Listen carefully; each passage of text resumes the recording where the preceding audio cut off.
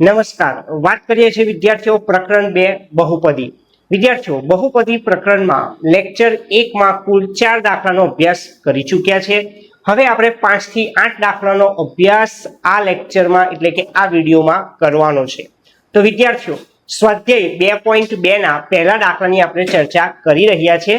તો હવે એમાં વાત કરીશું પાંચમા દાખલાની. તો વિદ્યાર્થીઓ આ પાંચમો જે દાખલો છે તે જૂન 2024 બોર્ડમાં પણ પૂછવામાં આવેલ છે. દ્વિઘાત બહુપદી t વર્ગ ઓછા 15 બરાબર 0 ના આપણે શૂન્ય શોધવાના છે અને શૂન્ય અને સહગુણક વચ્ચેનો સંબંધ મેળવવાનો છે. તો વિદ્યાર્થીઓ આપેલી રકમ t સ્વરૂપમાં હોવાને લીધે આપણે ધારો કે દ્વિઘાત બહુપદી p ઓફ t બરાબર t વર્ગ ઓછા 15 આપણને આપેલા છે. p ઓફ t ના શૂન્ય શોધવા માટે p ઓફ t બરાબર આપણે શૂન્ય લઈશું.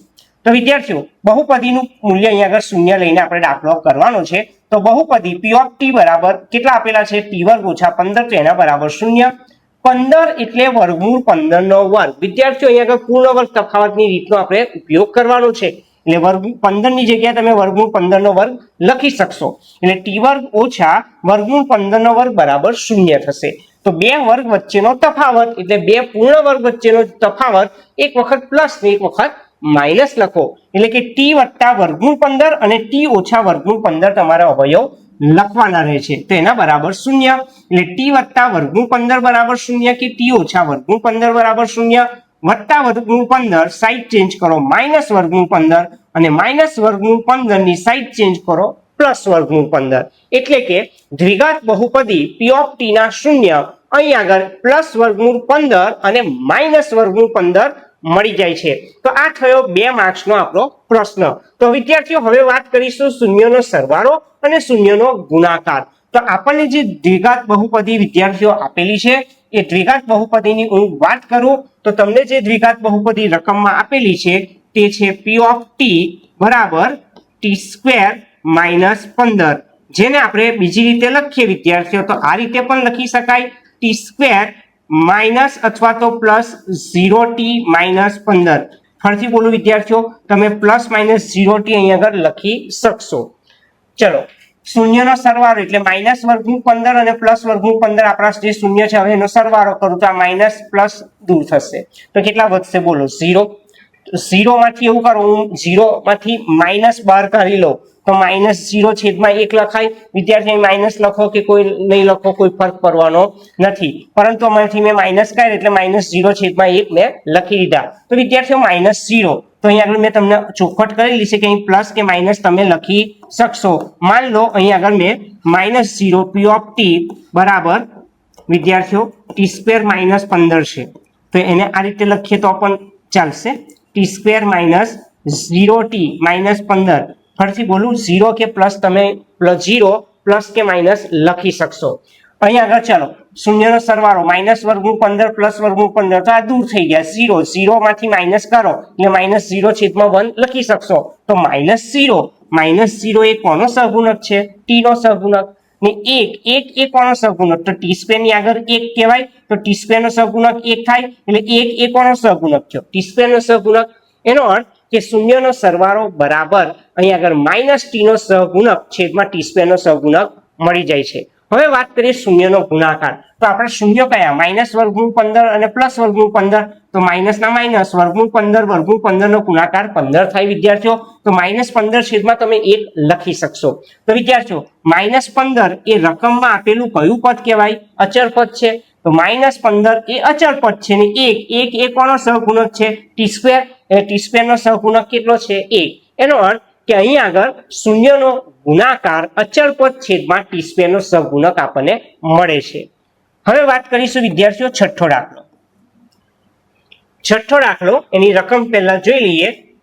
આ દાખલો સ્વાધ્યાય 2.2 નો પહેલાનો છઠ્ઠો દાખલો છે. સ્વાધ્યાય 2.2 એનો પહેલાનો છઠ્ઠો દાખલો ખૂબ જ અગત્યનો દાખલો છે વિદ્યાર્થીઓ. દ્વિઘાત બહુપદી 3x વર્ગ ઓછા x ઓછા 4 ના શૂન્ય શોધવાના છે અને આપણે શૂન્ય અને સહગુણક વચ્ચેનો સંબંધ ચકાસવાનો છે. તો સૌ પ્રથમ તો દ્વિઘાત બહુપદી એ p ઓફ x તમને આપેલો છે 3x square minus 1x minus 4 આપી દીધા છે. p ઓફ x ના મારે શૂન્ય શોધવાના છે એટલે p ઓફ x બરાબર મેં શૂન્ય લખેલા છે. તો દ્વિઘાત બહુપદી કઈ આપી છે બોલો 3x નો વર્ગ ઓછા 1x ઓછા 4 બરાબર 0. વિદ્યાર્થીઓ 3 અને 4 નો ગુણાકાર કરીએ તો બોલો 3 અને 4 નો ગુણાકાર 3 ચોક કેટલા થાય 12 12 ના એવા બે ભાગ પાડો કે મધ્યમ પદ 1 આવે 4 તાલી 12 4 માંથી 3 જાય કેટલા આવશે 1 એટલે 1 ની જગ્યાએ મેં 4 - 3 લખી દીધા છે એટલે 3x વર્ગના 3x વર્ગ માઇનસ 4 અને x નો ગુણાકાર -4x માઇનસ માઇનસ પ્લસ 3 અને x નો ગુણાકાર પ્લસ 3x માઇનસ 4 બરાબર 0 બબ્બે પદના જૂથ બનાવી દો વિદ્યાર્થીઓ 3x² - 4x માંથી x કોમન લઈ લો એટલે 3x - 4 વધશે આ બેમાંથી એક સામાન્ય કરો 3x - 4 સરખો કૌંસ 3x - 4 છે બીજા કૌંસમાં x + 1 બરાબર 0 એટલે કે 3x - 4 0 કે x + 1 0 -4 પ્લસ થાય પ્લસ 1 માઇનસ થશે એટલે x ની કિંમત 4/3 લખી શકો અને x ની કિંમત -1 એટલે આપણને જે દ્વિઘાત બહુપદી આપેલી છે એના શૂન્ય 4/3 અને -1 મળે છે વિદ્યાર્થીઓ દ્વિઘાત બહુપદીના શૂન્ય આપણને -1 અને 4/3 મળી જાય છે અહીં સુધીનો દાખલો એ બેઝિક મેથ્સમાં પૂછી શકાય છે હવે વાત કરીશું વિદ્યાર્થીઓ શૂન્ય અને સહગુણક વચ્ચેનો સંબંધ મેળવવાનો તો આપણને જે દ્વિઘાત બહુપદી આપેલી છે 3x² - 1x - 4 એને આપણે અહીંયા આગળ ફરીથી એક વખત બાજુમાં લખી દઈએ છે બોલો દ્વિઘાત બહુપદી આપણને કઈ આપેલી છે 3x² - 1x - 4 આનો ઉપયોગ હવે આપણે કરવાનો છે તો વિદ્યાર્થીઓ સૌ પ્રથમ શૂન્યનો સરવાળો તો આપણા શૂન્ય કયા છે -1 અને 4/3 એનો સરવાળો કરું તો 3 લસા થશે તો બોલો 3 × 3 એટલે -3 + 4 લખાશે 4 માંથી 3 જાય તો 1 1/3 તો વિદ્યાર્થીઓ આ +1 છે તો એમાંથી માઇનસ કરો તો -1/3 લખાય તો વિદ્યાર્થીઓ આ -1 તો અહીંયા આગળ જોઈ લો -1 એ કોનો સહગુણક છે x એટલે x નો સહગુણક લખાય 3 ની વાત કરું 3 એ કોનો સહગુણક છે x² એટલે છેદમાં x² નો સહગુણક લખવાનો એટલે કે શૂન્યનો સરવાળો બરાબર -x નો સહગુણક છેદમાં x² નો સહગુણક આપણને મળી જાય છે હવે વાત કરીએ શૂન્યના ગુણાકારની તો શૂન્ય કયા છે બોલો -1 અને 4/3 તો ગુણાકાર કરો 4 × 4 -4 છેદમાં કેટલા છે 3 એટલે -4/3 તો દ્વિઘાત આપણી આ બહુપદી એમાં -4 એ કયું પદ છે અચળ પદ છે 3 એ કોનો સહગુણક છે x² નો સહગુણક એટલે કે શૂન્યનો ગુણાકાર બરાબર અહીં આગળ તમને અચળ પદ છેદમાં x² નો સહગુણક મળી જાય છે હવે વાત કરીશું વિદ્યાર્થીઓ આગળનો 7મો દાખલો તો 7મા દાખલાની વાત કરીશ વિદ્યાર્થીઓ એ તમારા પાઠ્યપુસ્તકનું ઉદાહરણનો દાખલો છે જે માર્ચ 2020માં બોર્ડમાં પૂછવામાં આવ્યો હતો દ્વિઘાત બહુપદી x² 7x + 10 ના શૂન્ય શોધવાના અને શૂન્ય અને સહગુણક વચ્ચેનો સંબંધ ચકાસવાનો ખૂબ જ સહેલો દાખલો છે ને પાઠ્યપુસ્તકનું ઉદાહરણ છે વિદ્યાર્થીઓ તો સૌપ્રથમ તમારે દ્વિઘાત બહુપદી લખી દેવાની p of x 1x² 7x + 10 તમને આપેલ છે બોલો દ્વિઘાત બહુપદીના શૂન્ય શોધવાના તો દ્વિઘાત બહુપદી બરાબર કેટલા લેવાના શૂન્ય એટલે p of x શૂન્ય લઈશું ચલો p of x ની કિંમત કેટલી 1x² + 7x + 10 તો એના બરાબર શૂન્ય લખો 1 અને કોનો ગુણાકાર કરું 10 તો વિદ્યાર્થીઓ 1 અને 10 નો ગુણાકાર કરવાનો કેટલો થાય બોલો 10 થશે હવે એના એવા બે ભાગ પાડો કે મધ્યમ પદ 7 આવે તો 10 ના અવયવ શું પડે 5 દુ 10 5 ને 2 નો ગુણાકાર 10 થાય પણ 5 અને 2 નો સરવાળો કેટલો થાય 7 એટલે 7 ની જગ્યાએ મેં 5 + 2 લખી દીધા છે તો વિદ્યાર્થીઓ 1x નો વર્ગ કૌંસ છોડો 5 અને x નો ગુણાકાર 5x 2 અને x નો ગુણાકાર 2x + 10 બરાબર 0 બબ્બે પદના જૂથ બનાવી દો x² + 5x માંથી x કોમન લો એટલે x વત્તા કેટલા વધશે 5 આ જ કૌંસ બાજુમાં લખી દેવાનો x નો સહગુણક 1 છે ઉપર x નો સહગુણક કેટલો છે +2 તો મેં +2 લખેલ છે બીજી રીતે સમજો તો 2x + 10 એમાંથી 2 કોમન કાઢ લો તો x રે 2 × 10 ના 2 કાઢો તો કેટલા વધે 5 સરખો કૌંસ x + 5 બીજા કૌંસમાં x + 2 બરાબર 0 x + 5 0 કે x + 2 0 વિદ્યાર્થીઓ +5 સાઈડ બદલો માઈનસ થશે +2 માઈનસ થશે તો p of x ના શૂન્ય મને -5 અને -2 મળી જાય છે હવે વાત કરીશ વિદ્યાર્થીઓ શૂન્યનો સરવાળો અને શૂન્યના ગુણાકારની તો વિદ્યાર્થીઓ સૌપ્રથમ તો આપણે આ જે દ્વિઘાત બહુપદી આપેલી છે રકમની એ હું અહીંયા આગળ લખી દઉં છું p of x બરાબર બોલો કેટલા આપેલા છે 1x નો વર્ગ વત્તા 7x અને વત્તા 10 આ રકમમાં આપેલી બહુપદી આપણે લખી દીધી બોલો શૂન્યનો શું કરવાનો સરવાળો કયા શૂન્ય લાયા આપણે -5 અને -2 તો -5 -2 કેટલા થાય -7 છેદમાં તમે 1 લખી શકશો. તો વિદ્યાર્થીઓ માઇનસના માઇનસ 7 નું સ્થાન જોઈ લો. 7 એ કોનો સહગુણક છે? x. તો x નો સહગુણક. વાત કરું 1 એ કોનો સહગુણક છે? x2. તો x2 નો સહગુણક. એટલે કે શૂન્યનો સરવાળો બરાબર -x નો સહગુણક છેદમાં x2 નો સહગુણક આપણને મળે છે. હવે વાત કરીએ શૂન્યના ગુણાકારની. તો વિદ્યાર્થીઓ શૂન્યના ગુણાકાર કરો તો શૂન્ય કયા? -5 ને -2. તો માઇનસ માઇનસ ઓલરેડી પ્લસ થયા. 5 × 10 છેદમાં 1 તમે લખી શકશો. 10 એ રકમમાં કયું પદ દર્શાવે છે? અચર પદ. એટલે અચર પદ 10 અચર પદ છે ને 1 એ કોનો સહગુણક છે? x2 નો સહગુણક.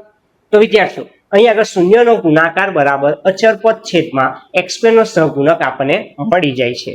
હવે વિદ્યાર્થીઓ વાત કરી લો 8મો દાખલો. 8મો દાખલો એ પણ આપણે પાઠ્યપુસ્તકના ઉદાહરણનો લીધો છે વિદ્યાર્થીઓ.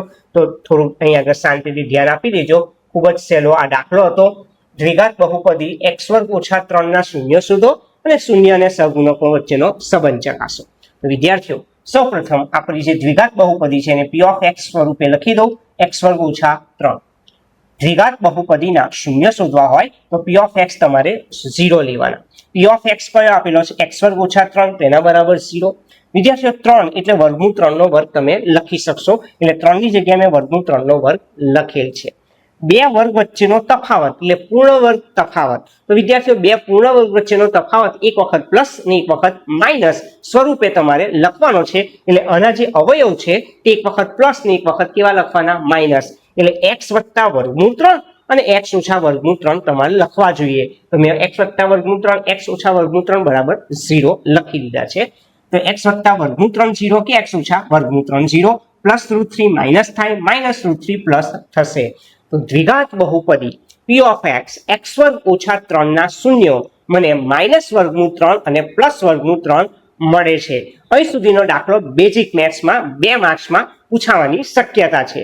હવે વાત કરીએ શૂન્ય અને સહગુણકો વચ્ચેનો સંબંધ મેળવવાની. તો વિદ્યાર્થીઓ શૂન્ય અને સહગુણકો વચ્ચેનો સંબંધ મેળવ્યા તે માટે મેં સૌપ્રથમ રકમમાં p of x બરાબર અહીં આગળ x2 - 3 મેં લખી દીધા છે.